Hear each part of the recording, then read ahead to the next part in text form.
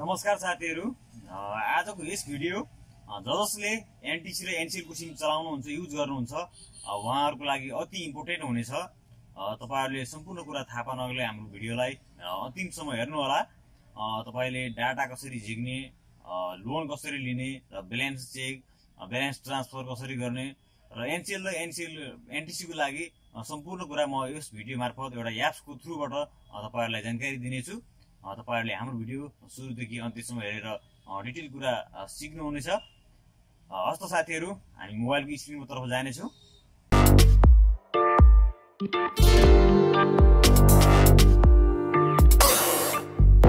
हामी मोबाइलको स्क्रिनमा आइसकेका छौं। मैले सुरुमा प्ले स्टोरमा क्लिक गरे र त्यसपछि मैले यहाँनेर माथि सर्चमा क्लिक गरे, सर्च बारमा यहाँनेर तपाईले एनसीएल एनटीसी एनसीएल एपलाई सिलेक्ट गर्नु, सर्च गर्नु होला र तपाईले यति गरिसकेपछि तपाईले यहाँनेर देख्न सक्नुहुन्छ। यो इन्स्टलमा एकपल्ट क्लिक गर्नु होला।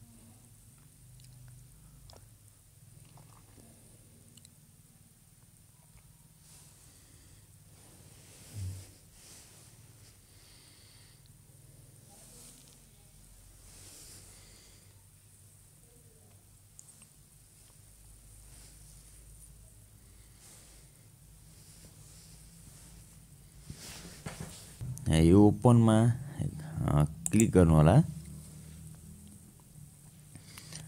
त्यसपछि तपाईले यहाँनेर यसलाई अलाउ गरिदिनु होला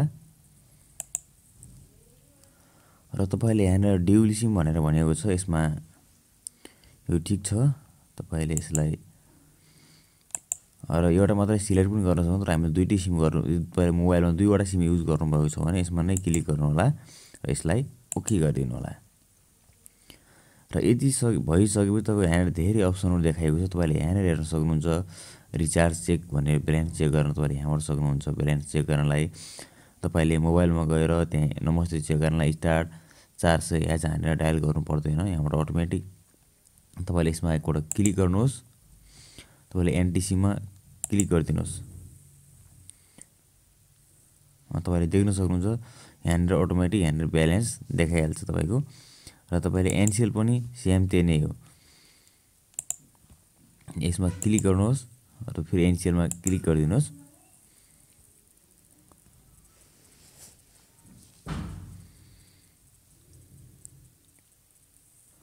त यहाँनेर एनसीएल को ब्यालेन्स पनि यसरी नै तपाईले ब्यालेन्स फोन अप्सनमा गएर त्यहाँ नम्बर टाइप गरेर ब्यालेन्स चेक गर्नु पर्दैन। यहाँबाट डाइरेक्ट चेक गर्न मिलिहाल्छ यसो सजिलो तरिकाले।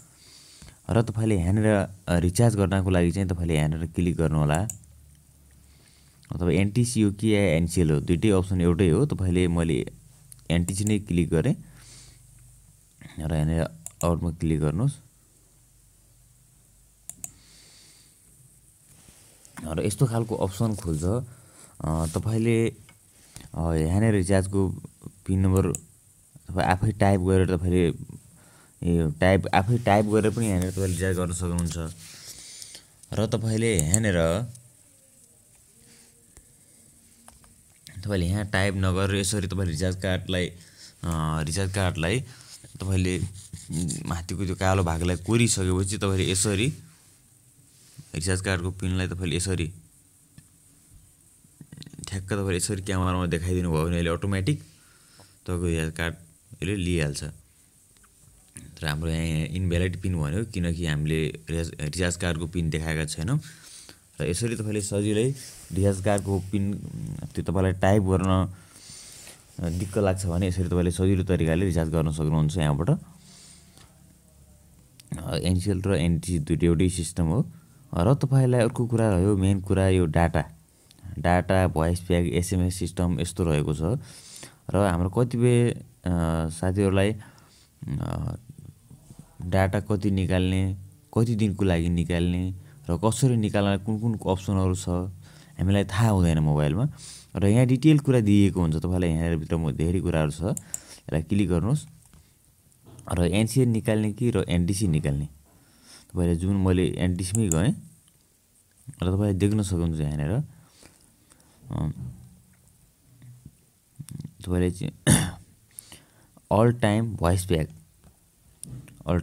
निकाल्नुहुन्छ भने तपाईँले यहाँनिर क्लिक गर्नु होला र यहाँ क्लिक गरिसके तपाईँले देख्न सक्नुहुन्छ यसमा 100 मिनेटको लागि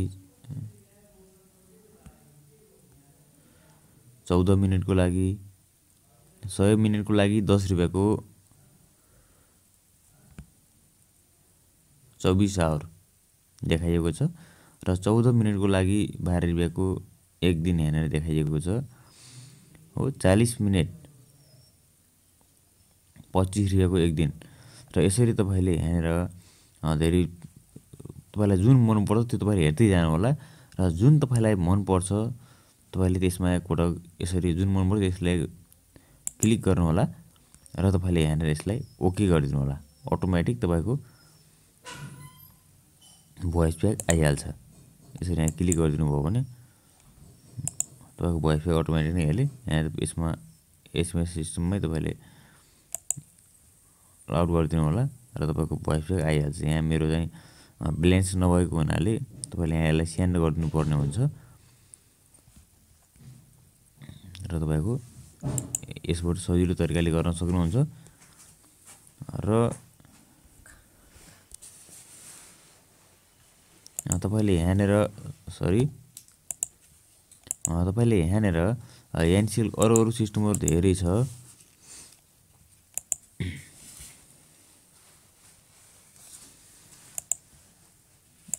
डाटामा क्लिक गरेँ मैले, NTCमै गएँ। तपाईँले देख्न सक्नुहुन्छ यहाँ नाइट टाइम भोइस प्याकमा तपाईँले नाइटको लागि मात्र युज पनि गर्न सक्नुहुन्छ।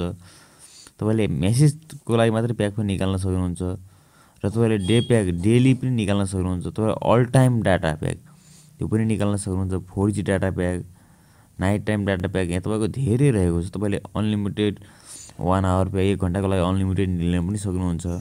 यसरी तपाईँको धेरै अप्सनहरू छ। तपाईँलाई कुन मनपर्छ त्यो तपाईँले यहाँबाट सिलेक्ट गर्न सक्नुहुन्छ। तपाईँले मोबाइलको फोनमा गएर तपाईँले त्यहाँ नम्बरहरू टाइप गरेर त्यसो गर्नु पर्दैन, यहाँबाट डाइरेक्ट दिइहाल्छ। र तपाईँले NCELL पनि तपाईँले यसरी नै सजिलै NCELL पनि यहाँदेखि नै तपाईँले NCELLमा गएर यहाँ देखाइएको छ धेरै दामी डाटा प्याक होइन, गजबको डाटा प्याक, राम्रो डाटा प्याक। यसरी तपाईँको यहाँ अनलिमिटेड डाटा प्याक, नाइट प्याकहरू तपाईँको 11 बजेबाट बिहान 5 बजेसम्मलाई यसरी यहाँ देखाइएको छ। तपाईँले यहाँबाट फेसबुक प्याक र टिभी प्याक यसरी तपाईँले यहाँबाट सिधै लिन सक्नुहुन्छ। युट्युबको लागि लिन सक्नुहुन्छ। यसरी तपाईँले सजिलै यहाँबाट अनलिमिटेड प्याकहरू लिएर सस्तो दरमा कुरा गर्न सक्नुहुन्छ।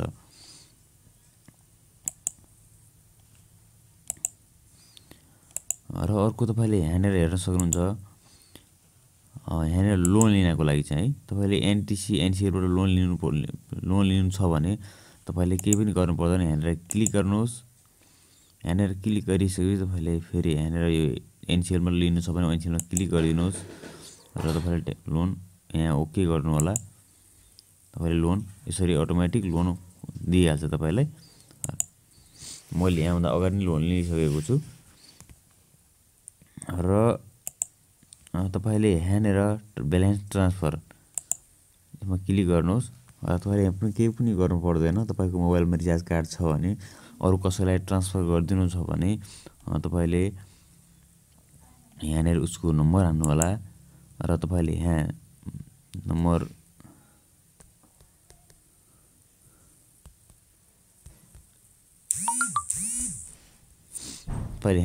टाइप गरिसकेपछि तपाईँले यहाँनिर कति ब्यालेन्स पठाउने त्यो ब्यालेन्स टाइप गर्नु होला र यहाँनिर यो ट्रान्सफरमा क्लिक गरिदिनु होला। ट्रान्सफर भइ नै हाल्छ। र यहाँबाट सजिलो छ यो तरिकाले पनि।